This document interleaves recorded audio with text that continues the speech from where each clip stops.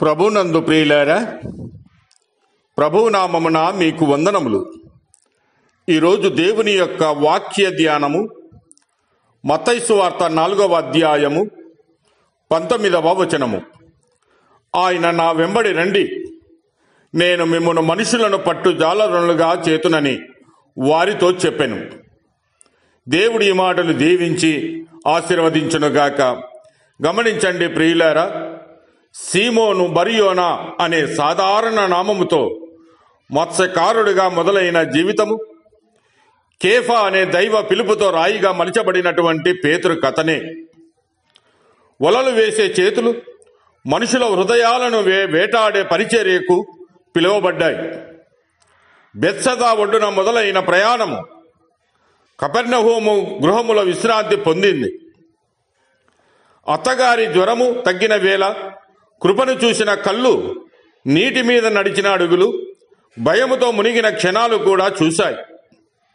రూపాంతర కొండపై మోషే ఏలియాలతో కూడిన మహిమ, గెత్సేమనే తోటలో నిద్రతో ముసురుకున్న కళ్ళు అన్నీ ఒకే మనిషిలో కలిశాయి.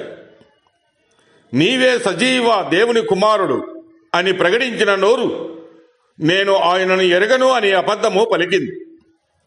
కోడి కూసిన శబ్దము గుండెని చీల్చిన వేళ కన్నీళ్లే ప్రార్థనగా మారాయి. పతనము తర్వాత పునరుత్థానుని చూపు పేతురుని తిరిగి నిలవబెట్టింది.